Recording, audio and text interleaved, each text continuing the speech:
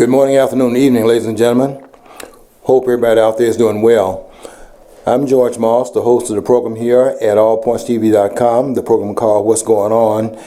And we come on every Monday from 2 o'clock to 3 here at, and John doesn't like me to say this because we're not in competition with anybody, but we think of ourselves, at least I do, that we are the #1 podcast studio in Genesee County. Of course, maybe the only one that's out here as well. Anyway, we're glad to have you, and anytime you're tuning in, we know you're taking of your time, and we try to bring you a quality program here at the hour in which we are doing our broadcast and all the other programs that are here. I can guarantee you they're putting a lot of time into it, and they're doing their best to make sure they bring a quality program as well. We want you to watch all the programs here at the studio and to pay attention to what we're trying to do here on your behalf, because we are working very hard both in front of the cameras and behind the scenes in preparation for the program. I mean, this is not just sitting in chairs and just simply beginning to emote over things that we're thinking about as we go through the program. We've done a lot of work off camera that you don't see in preparation for the program.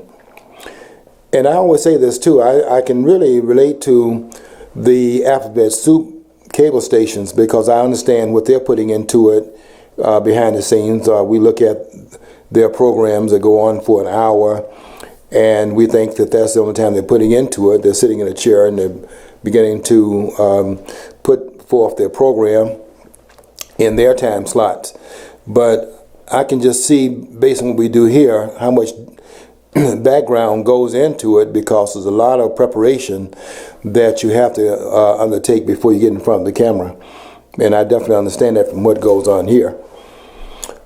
Okay, again, we're glad to have you, and we hope you will read. I hope you read my post that comes on. I put a post up every day on Facebook. And before I come to the studio on Mondays, which is when we're taping the program, I try to have posted by the time I arrive at the studio. And I did a post today that was a takeoff of something I was motivated to write about, because I stayed up at 3 o'clock this morning watching one of my favorite writers, Walter E. Williams, Dr. Walter E. Williams of George Mason University, who did a C-SPAN program that was aired from 12 to 3 this morning. So I was torn between watching. I thought the World Series would be over by that time, because the World Series was planned to be aired between 8 o'clock and around 11, maybe 11:15 or so. But it went into extra innings, and so it wasn't over at 12. So I was kind of going back and forth trying to watch the last part of the World Series and catching Walter Williams, whose program was being announced to be aired at 12, which I saw because I was watching Ben Carson on that network. And I thought, okay, well, by the time Ben Carson finishes, then I'll run right into Williams' program. But it didn't work out that way, because this manager of the New York Mets stopped managing and let the pitcher manage. And the pitcher didn't want to come out because he had had 8 strong innings, right? And it was a shutout going into the 9th inning. And I think they forgot about how this team has been coming back all season and having a 2-0 lead, and the guy was throwing the ball pretty well in the 8th inning. They brought him back out there in the 9th, basically because the fans were demanding it. We want, I think the guy's name is Hurst. We want Hurst, and he was they were in the dugout arguing about. The manager was saying, "Well, I want to take you out and put our clothes in there for the last inning," and the guy was saying, "No way." And you can see the pitching coach over there and the managers over there, and they all trying to get the guy to stand down. He wouldn't stand down. He wanted to finish the game. And I think that would have been the first time in 23 years that a person has pitched 9 innings and had pitched a shutout. And so anyway, the pitcher overruled the manager. The manager stopped managing and let the pitcher do the managing, and made an error in judgment. And they scored two times in the 9th inning, took it into extra innings, and eventually won the game. The Royals won the game 7-2. Anyway, it threw me off what I wanted to do. I was torn between watching the rest of the game and watching Walter Williams So whenever they had a pause, I changed the station, and then after the game was over, I was able to listen in on what he had to say. It went on for 3 hours. It was very interesting and very enlightening conversation, because Williams is one of those out-of-the-box thinkers. And when Williams talks, it's just like Merrill Lynch. And at least to me, whenever he's talking, or some of these other out-of-the-box thinkers are talking, then I definitely am paying attention and listening, because it's a rare treat to listen to those who are the few thinkers we have in this society, and we don't have a lot of them. None of them are in government. And I was paying attention to what he had to say. One of the main points that he made, which I've been trying to talk about over the course of time, particularly at least in a sidebar kind of way, this whole notion of charity. And what William said this morning on C-SPAN was that he has a lot of admiration for those who have the means that go into their own pocket and come out with charity for those who are less fortunate, and they want to help those who are in need, and they go into their own pocket and bring out whatever monies they want to, and in fact donate in their behalf as a charitable impulse on their part to help the needy. At the same time, what he was saying, that he has no respect for those who would be charitable, quote unquote, by reaching into the pockets of another person and pulling out that person's money and giving it in the name of charity, in their name, to those who are in need. And he said he finds that to be despicable, which mimics my own view of that, in terms of that. That's not really charity at all. What it is theft under the auspices of taxation and under the power of the state, using its hidden guns to bring that result about, and then taking money, because government doesn't produce anything and doesn't have any money of its own, and therefore taking money to which is not entitled to, but taking it under the color of law, and using the invisible guns to do so, and then giving it out, distributing it, really redistributing it out in his own name for political benefit, which is really the only thing really is the only thing that government has an interest in, and which is the interest in the carrying out of his own power and to increasing his presence in the political arena as a powerful influence in society, and growing his power and growing his influence in society. And that is really the only interest that government has. There's no caring in government. And so anyway, when I wrote this article today, I was playing off of what Williams had pointed out, but doing it another way, in terms of taking on this whole notion of Lord Acton's comment, which I think was nonsense, put out in the 19th century, when Lord Acton said in a nonsensical statement, grammatically incorrect statement, where he said power tends to corrupt, and absolute power corrupts absolutely. First, the statement is grammatically incorrect, because if you say that on the front end that power tends to corrupt, then you have to then say on the back end of the statement, since you put the tendency of power in the first part of the statement, you have to then put it in the latter part of the statement, a tendency also, which would then be to say that if power tends to corrupt, then that would entail then the last part of the statement stating then that absolute power tends to corrupt absolutely. You couldn't say that it tends to corrupt and then it corrupts absolutely. You have to say it tends to. If your power is absolute, then it have a tendency then to corrupt absolutely. You see the difference in terms of the two. Lord Acton claimed that it tends to corrupt, and then he said it corrupts absolutely if the power is absolute. And that's a contradiction in the statement. But the other part of the problem is, and that corruption, by the way, reminds me of the grandmother's corrected. I remember as a child, and I had a good English teacher at this time, when I was listening to this commercial put out by Lucky Strike, and they said, first of all, they said Lucky Strike means fine tobacco. And then they would have, say at the top there, so Winston came in, Winston cigarettes. I don't know if they have Winstons out there now. You know, not being a non-smoker, I don't keep on which ones are putting out this tobacco.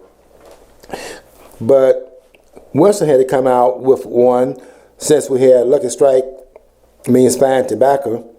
So Winston came out, and they said that Winston tastes good. And it said Winston tastes good like a cigarette should. And they had an English teacher out there that was watching the commercial that was much like the one I had in 12th grade. And she wrote the company and said, that's grammatically incorrect. And she said that Winston tastes good. They should have said Winston tastes good as a cigarette should. And they had said like a cigarette should. And she made the correction in terms of the comparative, right? In terms of the comparative language that should have been used. So Winston tastes good as a cigarette should, being the way in which you would actually state that proposition.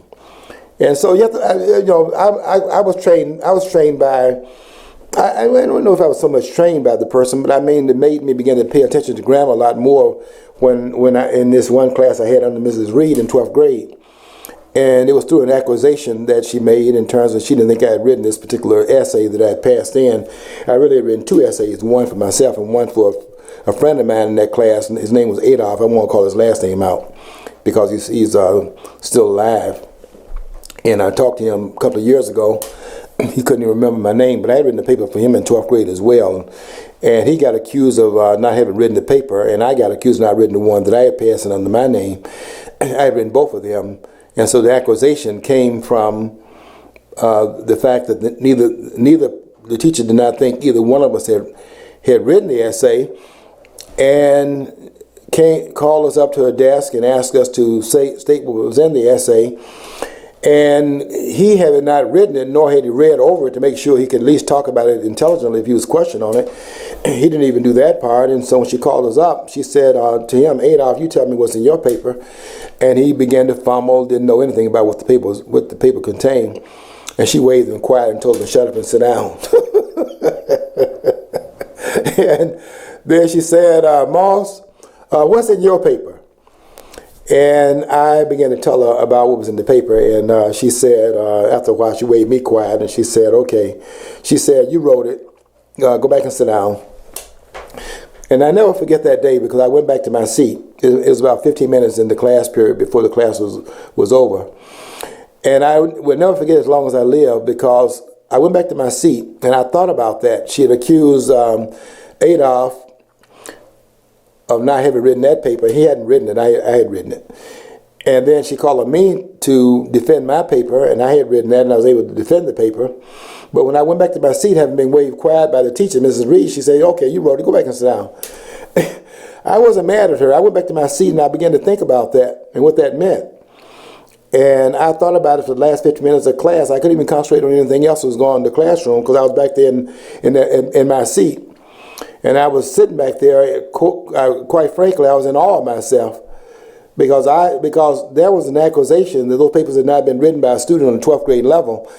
And having written both papers and both of them bringing about an accusation of that could not have been written by a student in that classroom, I sat back in that classroom saying, my God, this is what I was thinking. I said to myself, rather than being mad at Mrs. Reed, I was thinking to myself, I kept shaking my head and I was saying, I'm pretty good. And I've been writing in her name ever since. And I've been paying attention to grammar ever since. So I can feel what that English teacher was saying because I was kind of like grounded in grammar at that point in my own life. And I've been paying attention to grammar ever since. I look at some of the things written by some of the writers, even Walter Williams and Shelby Steele, and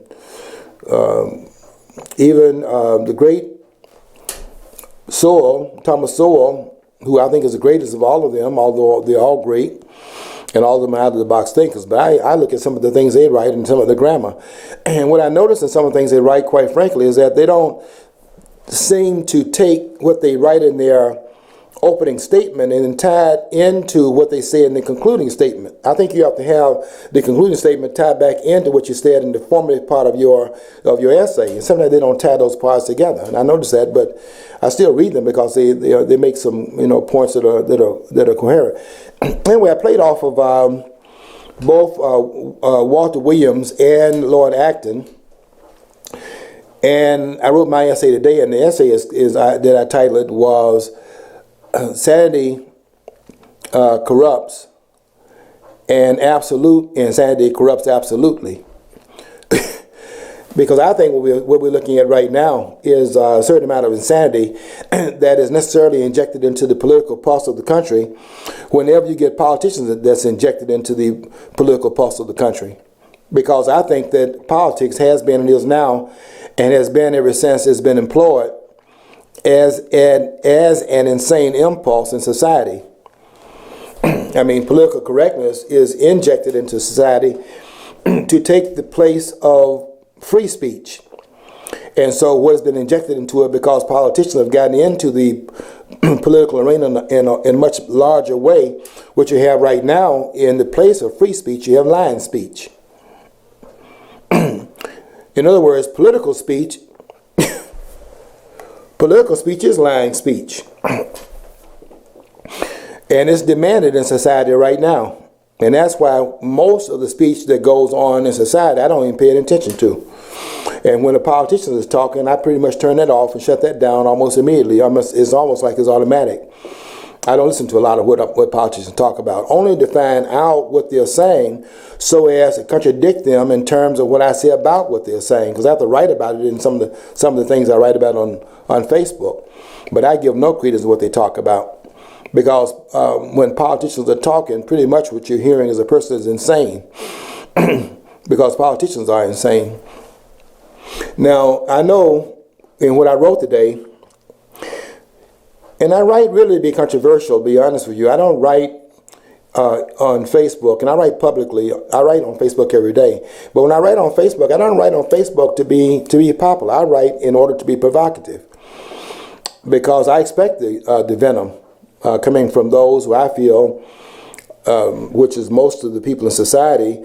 Most people are clueless. And the evidence of that is everywhere in terms of the kind of society we're living in right now. These are the people that are running society, and the ones that are the politicians. They're running society, they're clueless. They don't know what they're doing. And you have to pay attention to that. And I know that to be true because I've studied them in terms of history.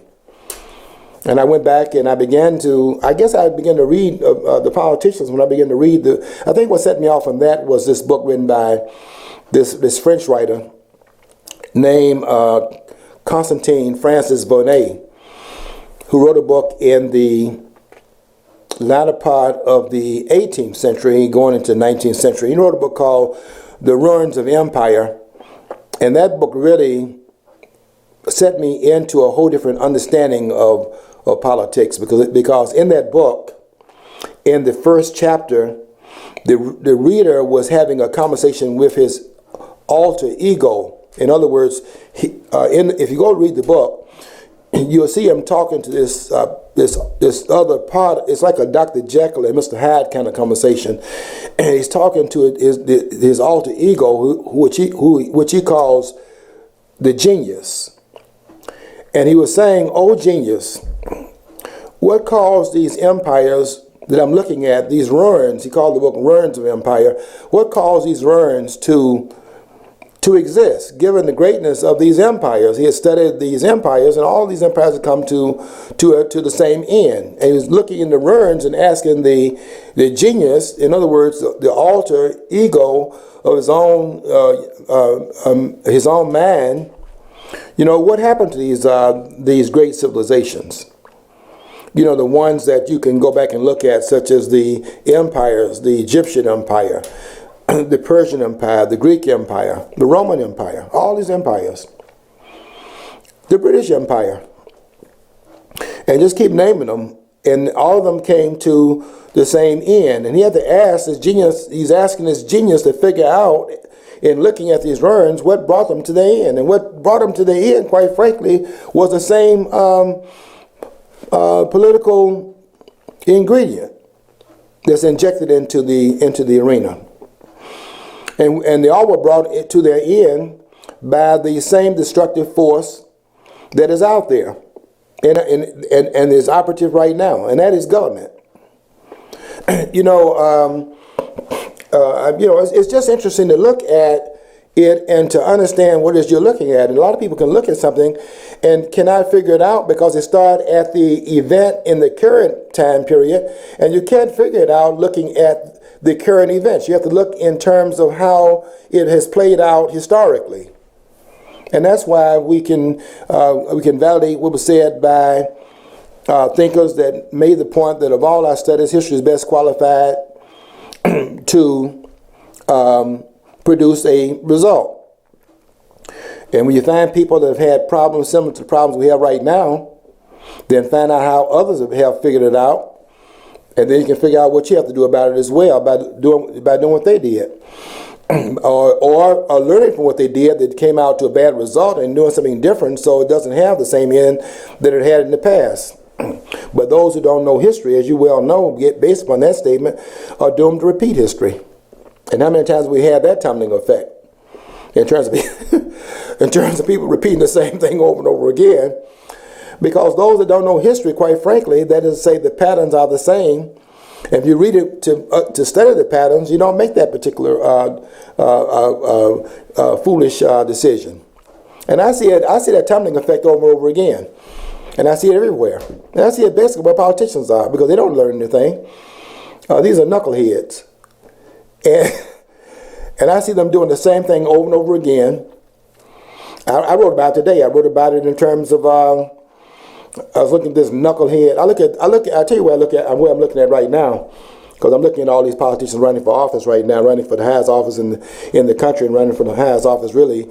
I'm not so sure it's the highest office in the world anymore, because a lot of power has been lost over the last 7 years under this guy we got in power right now, Barack Obama, who I'm convinced. And I say this on the air because I have no fear of any. I'm like Walter Williams. I am not politically correct. I'm politically incorrect, and I work at it because I don't. They ask him. They ask him, why do you? What makes you speak the way you speak? And he said, I speak this way because I'm an American, and I speak this way because of the First Amendment. And that's a major understanding we have to have here.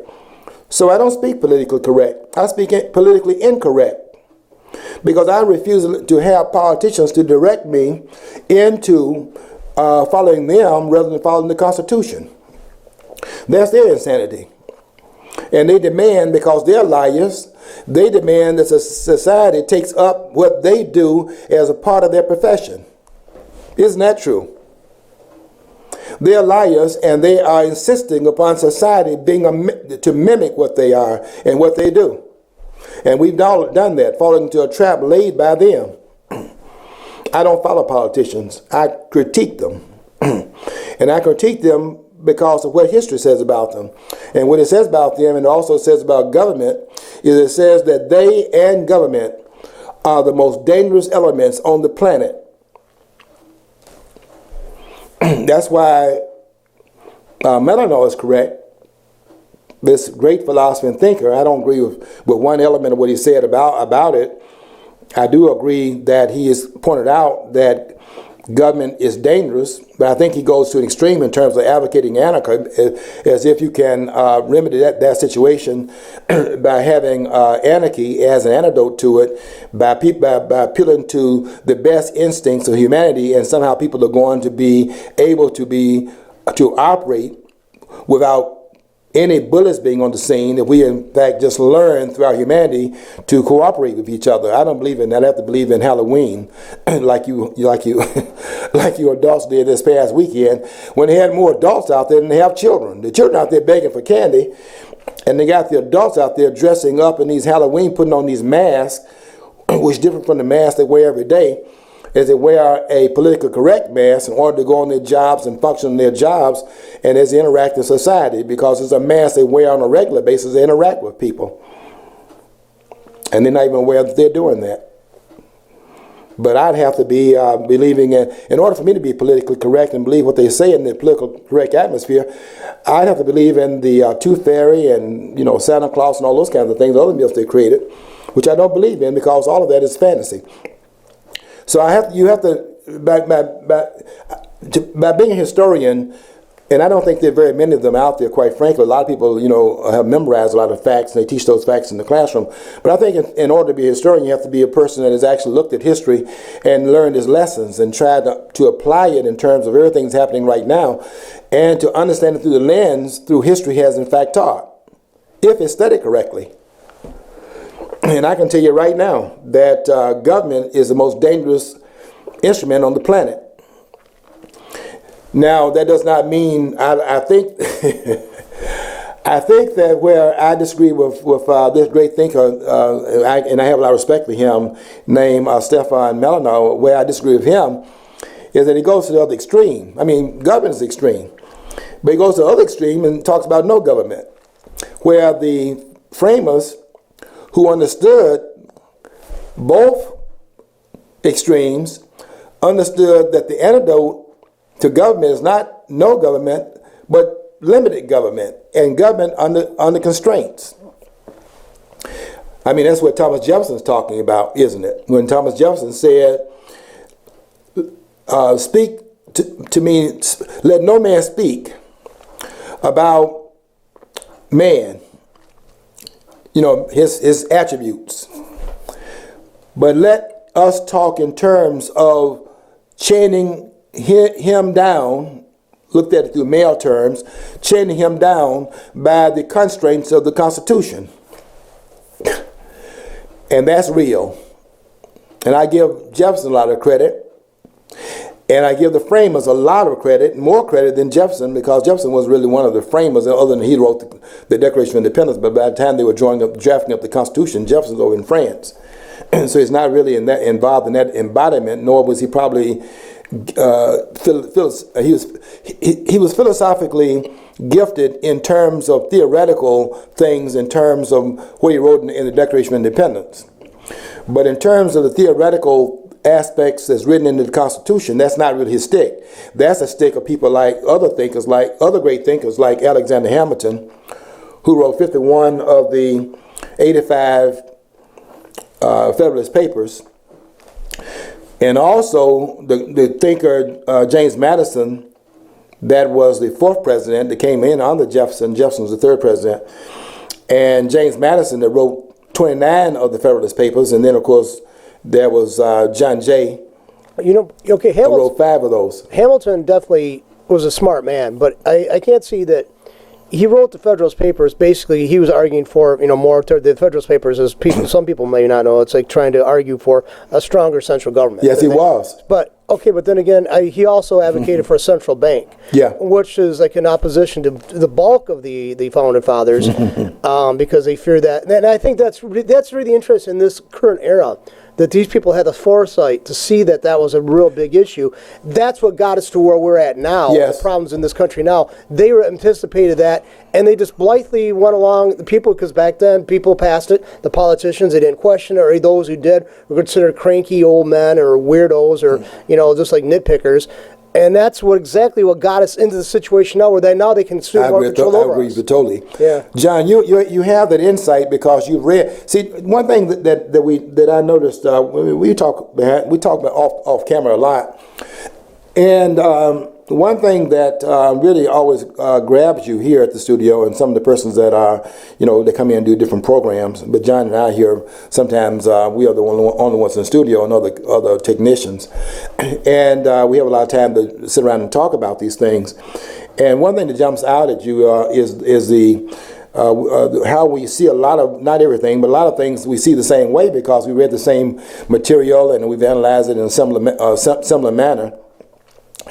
And it is, history doesn't, here's what history records, and here's if you're reading it the way it's written, and you have the accurate record in front of you, then there's only so many logical extensions you can make from it and draw conclusions from it that are logical, because here are the facts, and what do the facts represent?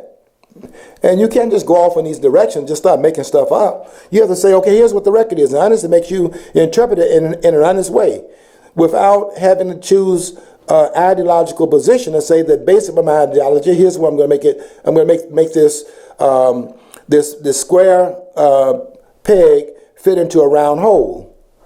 You have to be honest about the record, and in that honesty, we have a lot of conclusions we draw that are the same. I don't see Hamilton any different than what John just said. I see Hamilton the same way. I respect his man, because I don't think anybody could have done the things that Alexander Hamilton did. And to me, he's a premier person in the Washington administration. It has in it also Jefferson. It has James Madison in that administration. But the one that intellectually stands out, although they're smart also, and they're part of the intellectual class that has Ayn Rand saying they are our first intellectuals, and so far they are our last intellectuals. And I think that's true as well. I don't think there are any intellectuals out here on that level. I mean, there's some minds I respect, yeah. But when it goes back to the intellectuals that founded the country that they set in motion here, for them to do what had never been done before, that's major. Well, I'd like to say this too, though, point this out, that if you look at European history, the rest of the world, those people who become leaders, people nowadays, we've grown up where we've seen this great pageantry behind kings and queens, the beautiful robes and the big halls with the tapestries on the walls. Nobody actually really seems to break it down to what it was. These guys were bullies who got other bullies to work with them, and when they did good things for them, these bigger bullies would give the smaller bullies a cut of whatever they brought onto them, okay? That means taking people's land, suppressing their rights, taking away everything from individuals, enslaving them to work for their benefit, okay? So, I mean, it's like nobody else in the world, though, had people who escaped all that with that wealth of knowledge, with their intellectual ability to sit around and talk a political theory, and read from other people like Montesquieu and who else was it? All these other philosophers like Locke and Hume and all this stuff, and bring that all together and actually see let's try this bizarre thing. Mm-hmm. And nobody else had that. The kings and queens of Europe were pernicious, greedy, violent thugs who basically got other thugs to work. Yes, and we did thuggery. Our people did thuggery. I'm not going to deny that. But the degree of thuggery diminished rapidly as the country grew in population. And when we were allowed to teach people what the Bill of Rights, the Constitution really was in the schools, there was less abuse and less runaway government than we have now. Because they don't teach this stuff in school. Right. They don't teach this stuff. The Republicans are the bad guys. The Democrats and the left are always the good. The right wing never has anything positive to say. The left wing is always positive, and the Republicans hate the working class. Yet when you examine who set more working class kids to their deaths in wars we shouldn't be involved in, it's the Democratic Party. I don't know about you, but with friends like that, I don't think I need any enemies. So I mean, but if you just look at the fact that our kings, our presidential leaders, our founders, the presidents from on.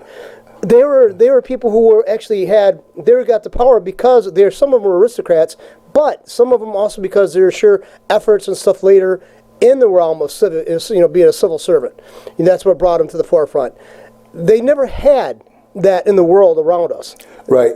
In the West, what distinguishes the West is that those things that you've just described, the West was in fact fighting to come from underneath this type of tyrannical structure that we are in, because government has been made necessary in our lives because of the existence of the bully, but because government has historically become the legal aspect of the bully. I mean, there's a contradiction in terms of setting government up to stop the bully, the contradiction being, and the dilemma being that in setting government up to stop the bully, you then have a legal instrument that mimics the bully. You have to restrain that which you created to stop the bully that you want to end his bullying, because he's bigger than some of us out here individually. So we set up a collective.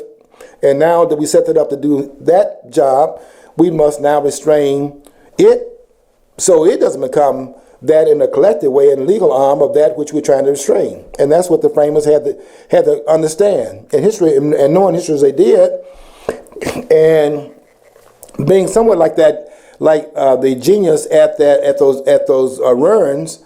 that we're talking about with C.F. Bonet, and then being there, able to ask this question, okay, why did they come to the end that they came to? And so you see what the framers had in mind. And they had in mind that we've got to, in fact, set government up, and we have to then limit it. So we limit its ability to be the bully, and we have to put certain shackles on it so it doesn't get out of control. I mean, I marvel at how many, if you go into the Constitution and look at it, and you don't have to read all 85 of the Federalist Papers. You can just read the Constitution and see what they had in mind. I can almost get into the mind of the framers by looking at what they wrote. I see their panic. I mean, they knew they had to do something, but I can see their panic in what they wrote.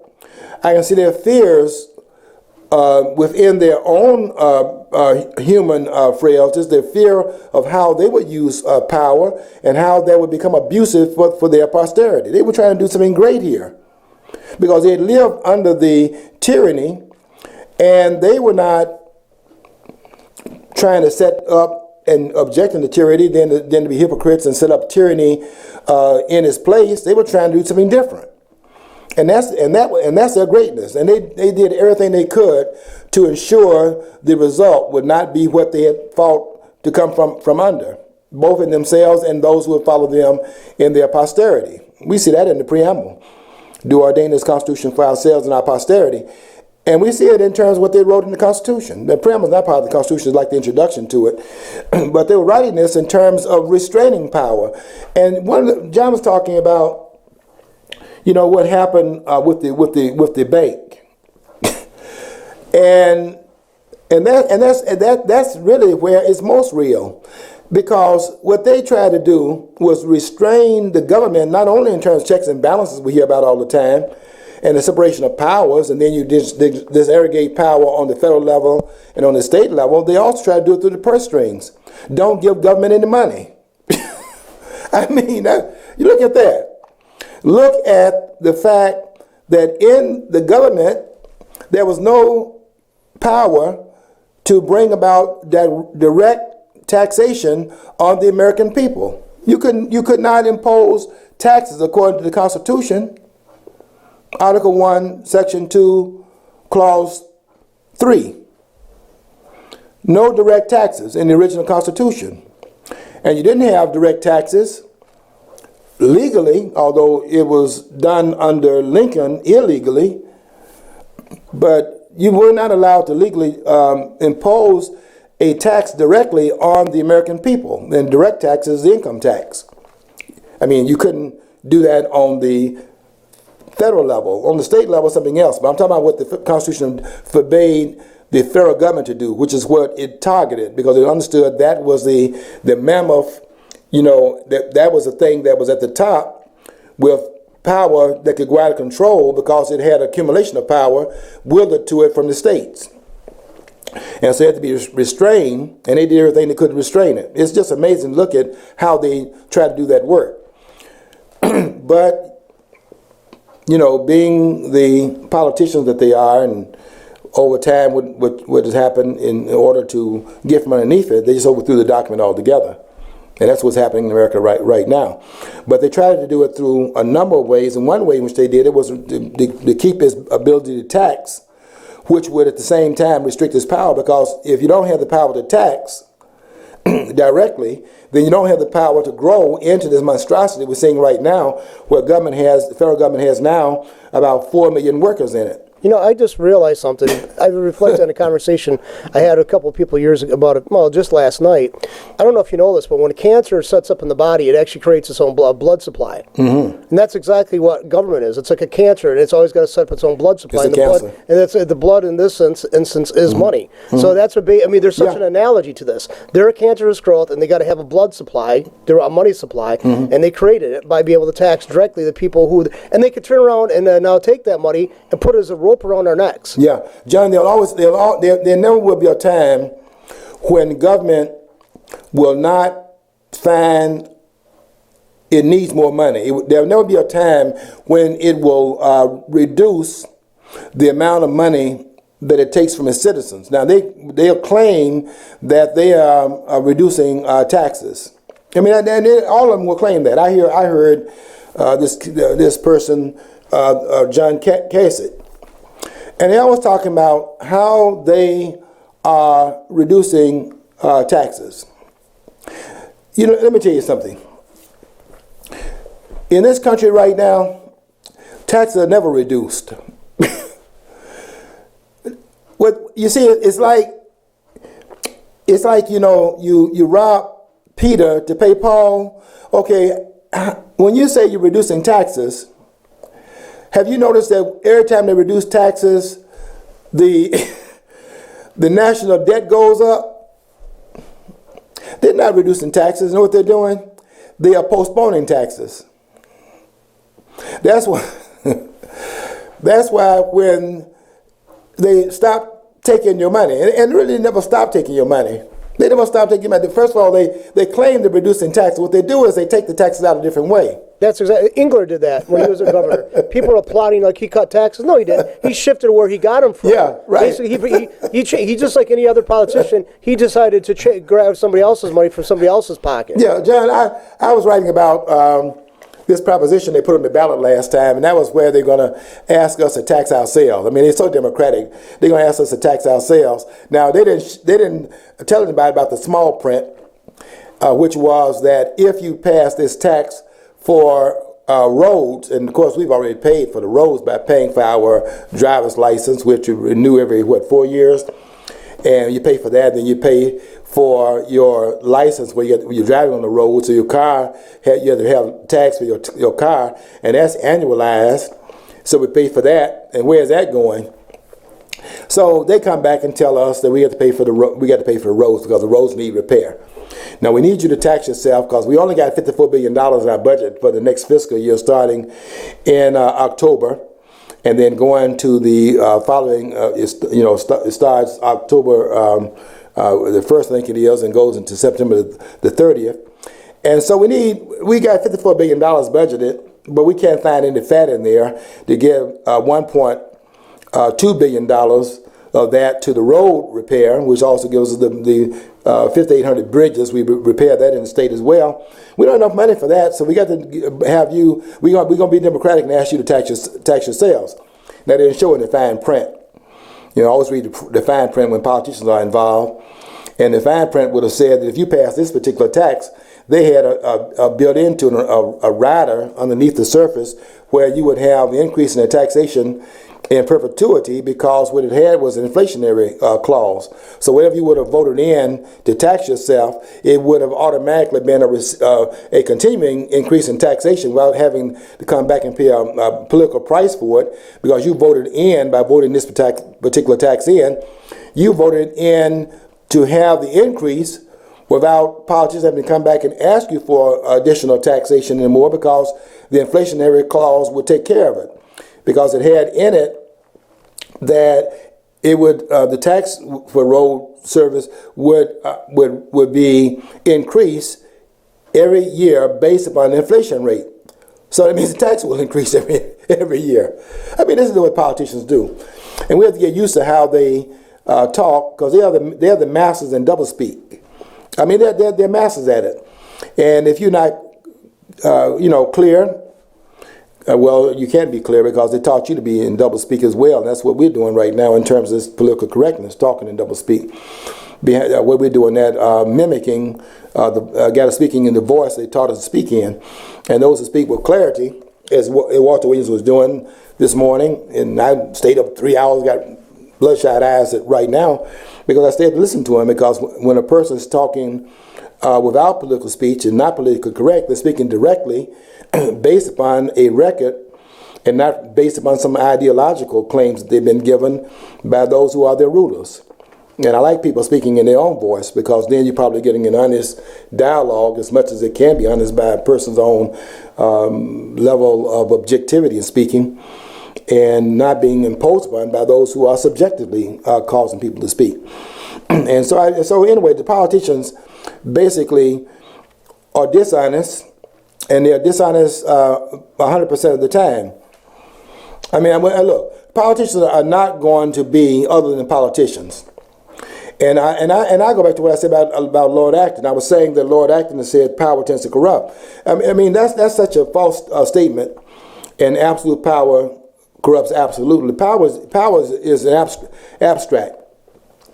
It's just like guns. You know, guns don't tend to shoot. The shooters tend to shoot, and so people want to regulate the guns.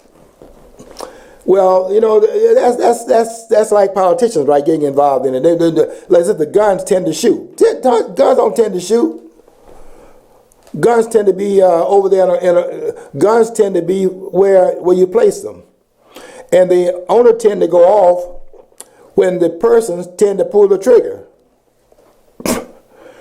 They don't go off on their own, and politicians know this because I just read where they passed a law in one state where the law is that they're commanded by law to have the gun locked and have the gun. I think the law, I forget what state, also requires the gun to be unloaded. It can't be locked and loaded.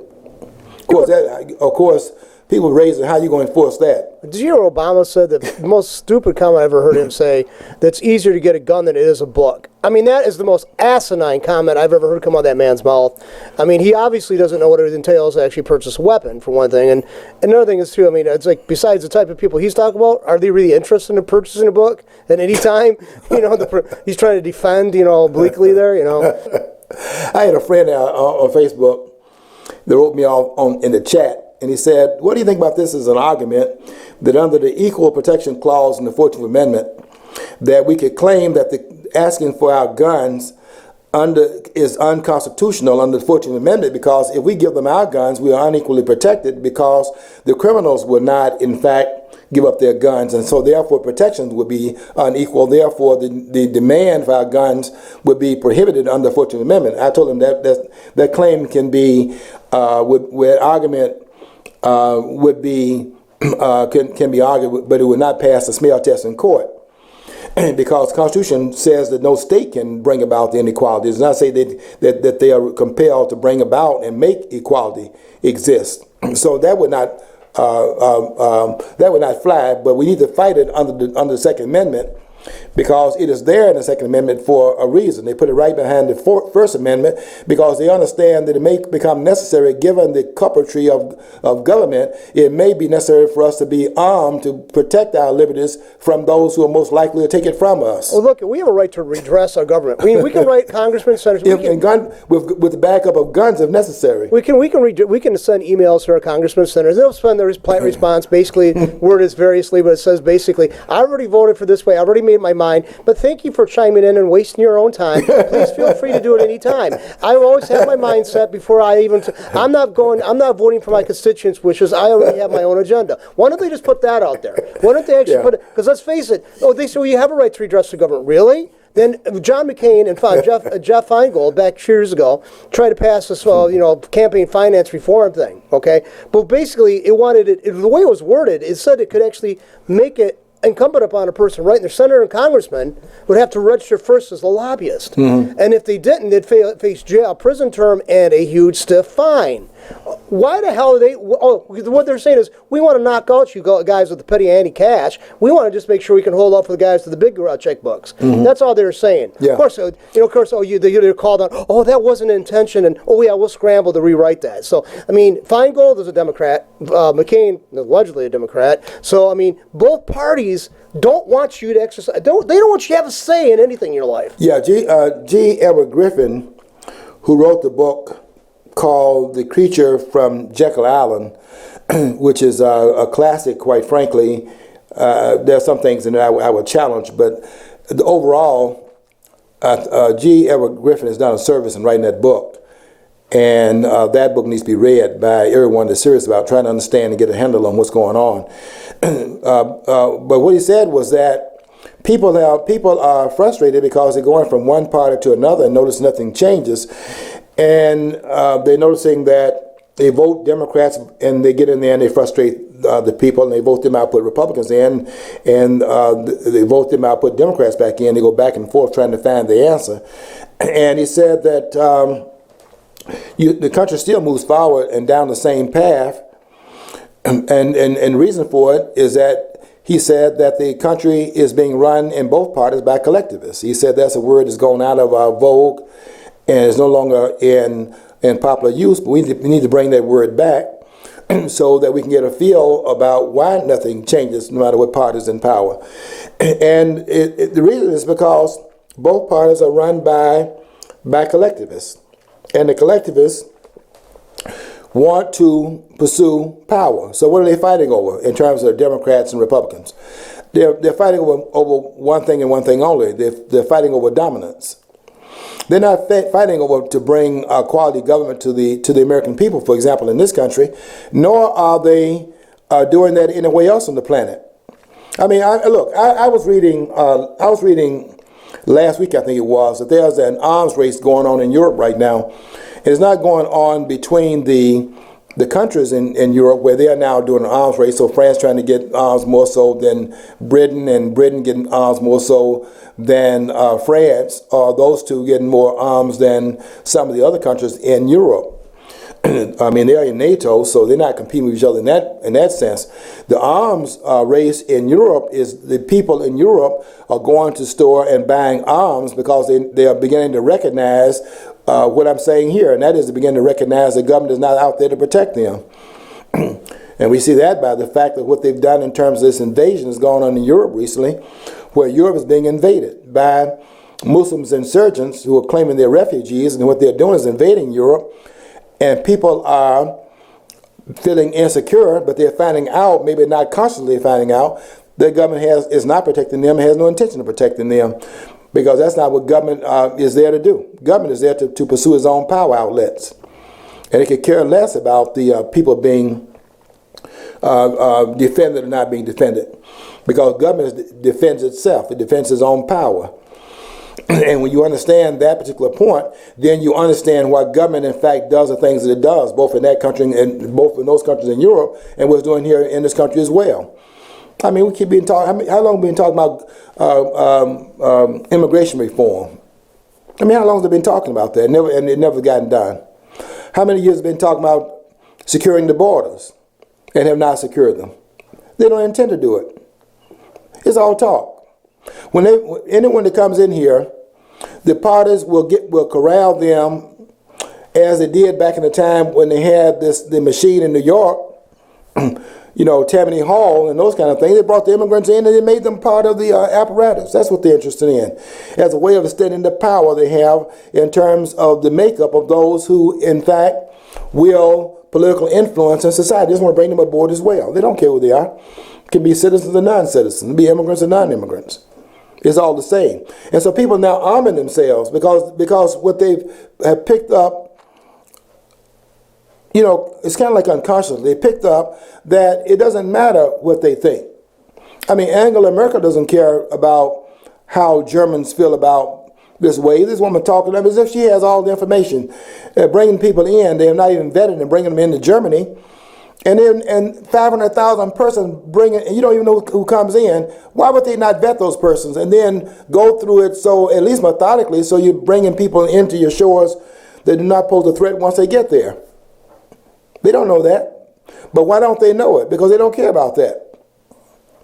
And the same thing is true of David Cameron over in England, and also it doesn't matter to Francois Hollande in France. I don't understand this. I don't understand this at all. These people don't care. These elected officials are supposed to be, we're with you, we're one of you. No, they're totally, what they are is they're saying, hey, come on in, you'll vote for me, and my power's ensured, I'll be your puppet. You give me enough money, and I'll do it, and you give me enough the votes, I'm going to keep in power. Mm-hmm. These people are traitors. And they're not doing it for high-minded reasons to try and keep us alive. They're doing it just solely for their own purposes. Why do they put treason in the Constitution? You see, that's another thing we have to look at in terms of how these framers had thought about these things. Look in Article 2, Section 4, which says, and I will quote it, it says that the President, Vice President, and all civil officers of the United States shall be removed from office upon impeachment for and conviction of, and they put treason first, treason, bribery, and other high crimes and misdemeanors. So if you are involved in treason, they put that first in Article 2, Section 4 as a peaceable offense. You can be removed from office if you are involved in treason. Well, if they had no fear that once you are elected in a Republican form of government, which is guaranteed in Article 4 of the Constitution, then you would not have to worry about treason. But they will worry about treason. People get in power and they are using power in a treasonous way. And it is being used in a treasonous way. Well, some of the progressives I talk to think if you disagree with Obama, you're committing treason. They sure do, and the person that's in power is involved in treason. And if government was really sacrosanct in carrying out its constitutional mission, there would have been a number of impeachments a long time ago. And also in the case of Lois Lerner, having suborned her authority as head of the sledgehammer part of the federal government, which is the IRS. I mean, that is the smashing, the sledgehammer agency in the federal government, where they're using the money collection as a smashing. I mean, that's where you, in fact, take through a tyrannical impulse in the government, take people's money and use it to your own political ends. And there she was, using the IRS as a bludgeon, a sledgehammer, an instrument to bludgeon citizens into compliance who were doing things to which they disapproved. And look what they disapproved of. They disapproved of groups that had the words patriotism in their name, and anyone that had the nerve to claim that they were trying to carry out the constitutional mandate and holding people responsible in government so they'd be accountable to the voters who put them there, by the way.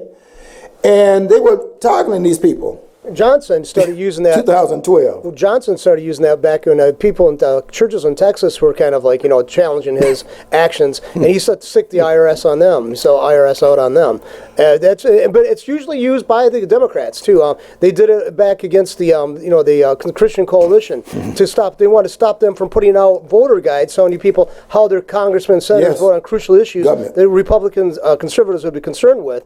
They try to squelch that too. They're against not only against they don't want just the money. They also want they want to take away the First Amendment. Yeah, they want your liberties. They want everything. Yeah. And then when everything goes to crap, they're still going to blame you, even though they were once totally at the helm. Yeah, you have to study that in history to see the impulse and begin to bring up to modern times. But the impulse has always been there, and that's why you have to restrain power. Don't tell me about man and talk about mankind and all of that as a beginning point. Talk about how you're going to restrain those persons once they get power, because they're going to abuse it.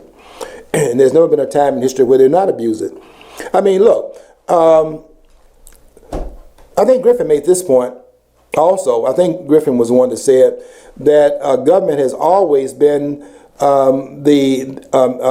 humankind's enemy. It's never been on humankind's side. And if you want to look at it, just trace it, go anywhere and start at that point and come up to the present time and ask yourself the question, when has government been on anybody's side? I mean, 100 million people in history have been killed by their governments. And then the rest of it, another 100 million have been killed because they've been sent out there to defend their governments. Basically what these wars are about is people, the youth, and this is a catch-22.